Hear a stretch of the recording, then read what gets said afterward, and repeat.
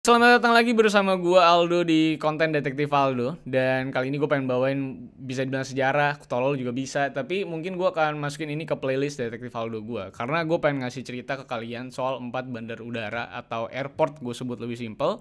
Ya memang 4 airport ini punya nilai sejarah yang besar banget, bahkan menjadi saksi sejarah pada era-era tahun 60, 30-an. Dan kebetulan airport-airport ini masih punya foto-foto dan video-video yang lengkap banget yang bisa nanti gua kasih ke kalian. Dan tentunya bahkan salah satu airport ini pernah dibikin jadi sebuah lokasi syuting filmnya di Hunger Games dan juga Bourne Supremacy. Dan memang bandara ini juga lagi terancam banget, sebenarnya ada beberapa yang pengen dirubuhin. Sedangkan bandara ini menurut gue nggak bisa direplika, walaupun dibangun ulang di daerah lain, tapi kan lokasinya itu memberikan tambahan cerita dari nilai sejarah bangunan tersebut itu sendiri. Jadi memang bangunan-bangunan ini punya nilai sejarah yang bahkan cenderung gelap banget. Dan ya orang-orang mungkin yang datang ke sana bakal ngerasa feel-nya zaman dulu seperti apa. Masa era-era dimana manusia tuh masih sering gelut-gelutnya gitu ya, secara tembak-tembakan gitu kan. Dan semoga cerita gue hari ini, insight gue untuk kalian, untuk 4 bandara ini bisa memberikan kalian insight soal sejarah pada masa itu, di mana bandara itu bukan hanya lu bisa traveling dan overseas dan jalan-jalan, tapi juga menjadi sebuah pintu masuk dan pintu keluar dari sebuah sejarah yang rata-rata kelam pada masa itu. Tapi sebelum itu, silahkan like, share, dan subscribe. Follow gue di @rivalsantosa. Gue di Instagram, ada di Twitter. Sabar. Ini ada notif gue masuk nih, apaan nih? Waduh, Harbolnas nih. Waduh, kaget gue ya, bentar-bentar ya. Ini aso ya memang ya, ini Harbolnas, jadi bisa kita yang namanya ngebobol wishlist gue nih. Lebih murah karena ada Harbolnas, karena memang gue baru tahu juga tanggal 10 sampai 21 November itu ada yang namanya event cashback sampai 80%, dan bahkan lo bisa dapetin emas men kalau belanja di Harbolnas gitu ya. Jadi jangan lupa harus Harbolnas banget gitu. Gue sampai kaget tadi. Nah, dan tentunya lo bisa bobol wishlist Bukalapak lo dulu nih sekarang ya, bisa di post dulu, disikat dulu, dibobol dulu tuh wishlist lo semua di Bukalapak. Jadi kalau lu pada mau beli barang lebih murah, cepetan buka aplikasi Bukalapak dan rame-rame bobol keranjang belanja lu sekarang gitu ya. Gue jadi ituin Harbolnas nih. Tapi jangan lupa bobol terus wishlist lu lah. Yaudah, let's begin the case lah guys. I lost myself. I waited still. Oke, yang pertama gue akan bawa kalian ke Berlin, Jerman. Ini adalah Bandara Berlin Tempelhof. Sebuah airport Jerman, tepatnya di Berlin, yang dibangun pada tahun 1923 dan pernah jadi gedung atau bangunan terbesar dan terluas di daratan Eropa, dan sekarang itu masuk ke 20 bangunan terbesar di dunia. Dan Tempelhof sendiri, ini juga jadi salah satu dari 3 airport paling ikonik di pre-Perang Dunia Kedua, bareng dengan Croydon Airport dan juga Paris-Le Bourget Airport. Nah, sebelumnya tanah dari airport ini dimiliki oleh para Knights Templar dan digunakan oleh mereka sebagai area untuk uji coba pesawat era-era awal. Sampai akhirnya memang saat si Nazi ini mengintervensi kegunaan dari tanah dan bandar udara ini.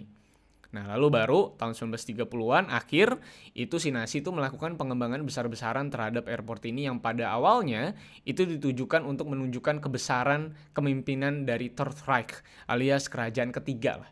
As a context, karena memang First Reich-nya itu adalah didefinisikan sebagai Roman Empire dan Second Reich-nya itu adalah German Empire.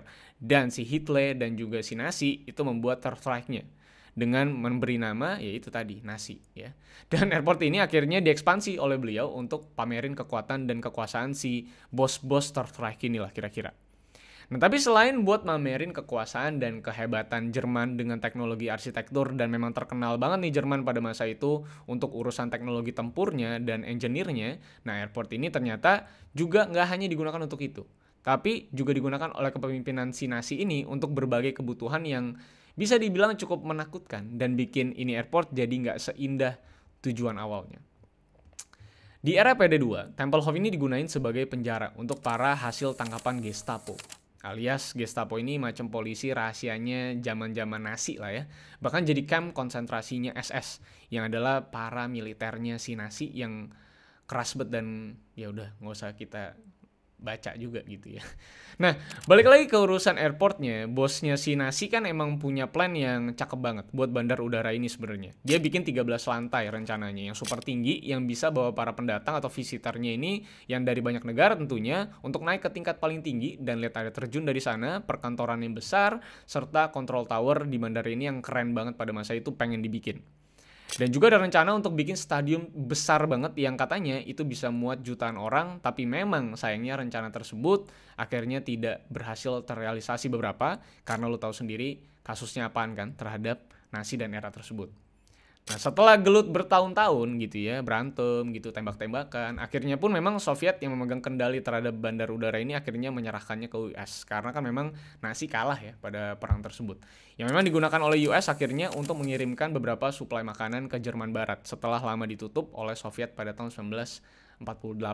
Dan akhirnya karena peruntukannya semakin tidak relevan dan reliable untuk kebutuhan penerbangan era modern, akhirnya memang airport ini yang dulunya itu di bagian depannya ada lambang nasi ini, akhirnya itu juga memang ditutup pada tahun 2008. Dan sekarang runway-nya itu dijadiin tempat buat jalan-jalan mama sore gitu ya. Tapi walau memang sekarang penggunaannya nggak ada dan cuma jadi tempat ya oma-oma, adik-adik jalan-jalan sore. Salah satu hangar di airport ini sempat dijadiin camp penampungan untuk para migran dari Syria di tahun 2015. Itu hampir menampung sekitar 7.000 orang dan bahkan itu dibikinin yang namanya sekolah darurat dan juga berbagai tempat untuk aktivitas olahraga untuk anak-anak. Jadi memang akhirnya peruntukannya sangat-sangat positif ya bandara ini. Dan kerennya bandar udara ini saking ikoniknya dan kerennya gitu bangunannya dan uniknya, memang one in a million juga bangunan seperti ini. Akhirnya memang bangunan ini sempat dijadikan setting lokasi syuting untuk The Hunger Games, terus Bridge of Spies dan juga Bourne Supremacy. Ketiga film yang cukup menjadi sebuah film pop culture sampai detik ini. Nah yang kedua, gue bakal bawa lu ke Armenia. Ini adalah Zvartnots International Airport bisa dibilang. Dibangun pada era 1970-an. Menjadi sebuah airport paling mewah yang berada di Uni Soviet dulu. Bahkan Terminal 1 di airport ini itu seringkali digunakan untuk menyambut tamu-tamu VIP Kremlin. Dan sebelum ditinggalkan atau bahkan direncanakan untuk dihancurkan sekarang, airport ini menjadi tempat bolak-balik sekitar 2.500 orang setiap jamnya di tahun 1970-an. And ini bisa dibilang menjadi salah satu bandar udara tersibuk pada masa itu. Dan mewahnya airport ini bukan juga karena bangunannya yang unik aja, tapi memang letak restoran yang berada di menara kontrol yang memungkinkan mereka yang lagi bersantap di restoran itu bisa melihat langsung ibu kota Armenia, yaitu Yerevan, dari ketinggian kontrol tower tersebut. Nah, tapi memang akhirnya semua kemewahan tersebut memang sudah hilang sepenuhnya, bisa dibilang. Beda dengan Tempelhof yang masih rapi dan jadi tempat syuting film bahkan. Nah, Zvartnots ini udah berantakan banget. Atap-atapnya itu udah pada bocor dan runtuh juga, lalu jendela-jendela juga udah pada hilang, dicolong-colongin, dan banyak banget tempat-tempat atau aset-aset yang akhirnya juga dirusak dan dicuri gitu ya. Dan dulunya airport ini juga memang selain buat nyambut para tamu-tamu Kremlin, digunakan juga sebagai tempat untuk produksi barang elektronik militer dan berbagai riset penting di kala itu, yang ngebuat bangunan bandar udara ini memang sebegitu pentingnya untuk sejarah dunia ini. Bandara ini juga menjadi sebuah penanda peraturan Soviet yang kala itu sangat detail sekali untuk urusan arsitektur dan juga pembangunan. Karena detailnya itu sampai ke sebuah peraturan soal ketebalan cat dari sebuah tembok di dalam setiap bangunan. Itu detail banget kan? Nah, tapi sekarang memang airport ini mengalami polemik. Apakah akan dihancurkan atau enggak? Walaupun keluarga dari arsitek airport ini bersikeras untuk pemerintah Armenia itu bisa kembali merenovasi total bangunan bandar udara ini yang sempat masuk ke postcard dan juga beberapa iklan-iklan di majalah-majalah untuk orang mau join atau datang ke Armenia. Sebagai memang salah satu bangunan paling ikonik yang diakui pada masa itu. Apalagi bandar udara ini dinilai sebagai bangunan bandar udara yang sangat revolusioner pada masa itu. Bahkan dari mobil ke pesawat aja, itu cuma membutuhkan waktu sekitar 15 menit aja. Bahkan sampai ke terminal kedatangan, arsiteknya juga mendesain untuk mereka yang datang ke airport ini, itu bisa langsung melihat keluarga mereka yang lagi nungguin mereka lewat sebuah void tangga yang ngebuat airport ini memang betul-betul dibangun dengan sangat detail dan juga sentimental. Jadi memang betul-betul diperhatikan seluruh aspeknya. Nah sekarang keluarga arsiteknya yang bernama Anahit Tarkanian yang juga adalah arsitek itu mengatakan bahwa bandar udara ini bisa dibilang harus dikembalikan lagi ke masyarakat karena gedung atau bangunan ini adalah bagian dari sejarah dan sebuah warisan era dulu. Airport ini tapi tentunya sudah resmi ditutup tahun 2008 saat airport ini memang lagi-lagi tidak dinyatakan nggak relevan lagi dan mulai rusak akhirnya pada tahun 2011 karena nggak ada satupun orang yang ngurusin airport ini. Nah, yang ketiga gue akan ajak lu ke Cyprus, tepatnya di Nicosia Airport. Nah, airport ini itu dibangun pada era 1930-an, yang awalnya sebagai bandar udara militer mereka. Dan akhirnya berkembang secara modern dan akhirnya digunakan sebagai bandar udara komersil pada era-era 1970-an. Dan akhirnya terus mengalami perkembangan yang dari awalnya sebuah bangunan kecil akhirnya bisa sampai menampung banyak maskapai untuk bisa lalu lalang di airport ini. Tapi sayangnya, salah satu airport yang punya sejarah paling penting ini, alias saksi bisu dari kudeta 1974, itu akhirnya harus tutup.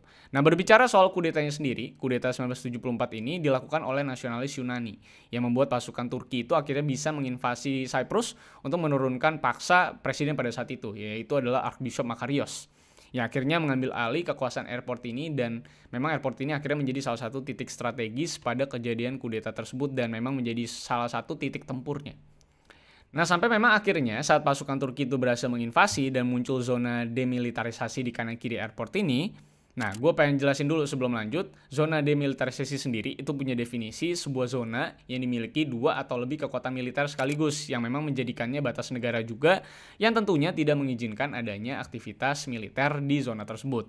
Nah, akhirnya aksi tersebut, zona demilitarisasi ini tentunya membuat otomatis bandar udara ini nggak lagi bisa beroperasi karena lokasinya yang terhimpit zona demilitarisasi ini. Nah, semenjak itu bandara ini akhirnya mulai berantakan dan meninggalkan banyak sisa-sisa barang yang sebenarnya bisa diklaim kata negara. Bahkan di salah satu hanggarnya itu masih bertengger salah satu pesawat terbang yang kondisinya juga udah berantakan, dan lokasi ini hanya didatangi oleh beberapa orang yang penasaran dengan lokasi bersejarah ini, dan tentunya beberapa fotografer yang mengabadikan hal-hal yang mungkin di masa depan tidak akan ada lagi, karena pesawat yang bertengger itu juga adalah pesawat komersil yang menurut gue jadi sangat-sangat ikonik dan bersejarah banget untuk perjalanan kudeta dari Cyprus ini. Nah, yang terakhir, kalau tadi 3 bandara punya sejarah yang cukup gokil ya, menjadi salah satu bangunan yang mungkin ikonik banget di mata sejarah, karena memang era-eranya juga lagi era-era chaos dan kusut juga gitu ya bagi kemanusiaan pada saat itu. Nah, sekarang gue pengen bawa lo ke salah satu bangunan airport yang mungkin jadi refreshment di akhir video ini. Ini adalah Eero Saarinen Terminal di New York atau di JFK International Airport ya. Yang ini memang bukan airport, ini melainkan sebuah terminal yang dibangun oleh arsitek bernama Eero Saarinen, seorang arsitek yang bangun beberapa bangunan ikonik dan furniture ikonik yang konsepnya bahkan masih dipakai sampai sekarang, mulai dari Gateway Arch di Missouri sampai konsep bangku Ottoman. Kalau lo tahu, kalau lo orang kaya atau bapak lo orang kaya biasanya tahu bangku Ottoman. Ini adalah bangku yang menandakan sebuah kekayaan karena harganya biasanya tinggi banget dan biasanya terbuat dari kulit dan biasanya ada di, bisa dibilang di ruang bos-bos lah, bisa dibilang untuk mereka baca buku atau relax, karena tipenya sangat-sangat ergonomis ke badan kita, jadi badan kita kayak masuk. Nah, gue agak kompleks dengan menjelaskan Ottoman ini, yang tentunya memang Ottoman intinya identik dengan harga yang cukup tinggi, yang memang akhirnya konsep Ottoman ini masih dipakai konsepnya sampai sekarang oleh brand-brand besar sampai sekarang, contohnya misalnya Herman Miller misalnya. Nah, balik lagi ke terminal ini. Terminal ini dibangun pada tahun 1960-an di JFK International Airport dan jadi salah satu terminal yang menunjukkan optimisme era emas dari pesawat komersil pada saat itu. Dibangun dengan gaya Star Wars bisa dibilang, yang kelihatan seperti lu lagi ada di kantinanya Star Wars gitu. Berasa ada di luar angkasa gitu dengan desain pipa-pipa yang menyambungkan ke bagian airport lainnya. Tapi sayangnya memang desain yang terlalu kompleks ini akhirnya membuat airport ini nggak lagi relevan dan akhirnya ditutup kegunaannya sebagai terminal penerbangan pada tahun 2001 dan berubah fungsi menjadi sebuah hotel setelah 20 tahun ditutup. Hotelnya juga nggak main-main, ada 500 kamar yang berada di 2 bangunan baru yang dibuat untuk hotel ini dan memang nyambung dengan bekas terminal ini yang jadi lobi dan restoran juga. Akhirnya memang dengan fungsi barunya ini ya terminal ini jadi lebih cakep gitu ya, dan terminal yang udah jadi hotel ini juga akhirnya juga kembali sibuk dengan arsitektur uniknya yang sebenarnya memang nggak boleh ditinggalkan, tentunya dengan pemandangan langsung ke bandara JFK atau bangunan utama JFK yang tentunya bakal jadi tempat yang seksi banget buat kita foto-foto karena memang betul-betul bangunannya one in a million juga, bagus banget, keren banget, futuristik banget, apalagi kalau lu lihat itu di era 1960-an atau mungkin di era-era yang sangat-sangat tua gitu ya. Nah, tapi itulah dia 4 airport yang bisa gue bahas yang punya sejarah gokil banget. Sejarah-sejarah yang kayaknya sayang banget sampai bandara udara tersebut misalnya akan dihancurkan atau dirubuhkan dan dibangun ulang di tempat yang lain atau misalnya dibangun ulang untuk menjadi bangunan yang lain gitu ya. Karena memang bangunan-bangunan seperti ini nggak bisa direplika walaupun dibangun ulang di tempat lain, tapi feel-nya tuh beda karena lokasinya juga menunjukkan sejarah pada masa itu. Jadi memang kalau bisa dipugar, karena banyak banget seperti Nicosia itu orang juga berjuang untuk bisa memugar yang namanya bandara tersebut karena bandara-bandara ini punya value yang nggak bisa digantikan. Dan kayaknya kita anak-anak muda juga yang mungkin interest sama sejarah kayaknya butuh banget bangunan-bangunan tersebut supaya kita bisa nabung dan suatu saat kita tuh bisa ke sana dan visit dan ngeliat bagaimana sejarah itu berjalan lewat bandar udara. Apalagi bandar udara itu adalah pintu masuk dan pintu keluar dari satu negara ke negara lain yang tentunya menjadi sebuah bangunan yang tidak bisa tergantikan kayaknya. So itulah dia, terima kasih sudah nonton sampai akhir dari video ini. Semoga video sejarah ini bisa membantu kalian untuk mengetahui bahwa bandara nggak cuma bandara doang, tapi bandara selalu punya nilai dan value-nya dan juga sejarahnya yang terang maupun yang gelap, dan selalu menjadi sebuah bangunan yang banyak banget ceritanya. So itu dia, silahkan like, share, dan subscribe pasti kalau kalian suka dengan video kali ini. Sampai jumpa di video-video selanjutnya karena masih banyak hal-hal menarik yang bisa kita bahas dan kita kupas di dunia ini gitu ya. Dan see you on the next case guys. I lost myself. I waited still for a glimmer to arrive. I know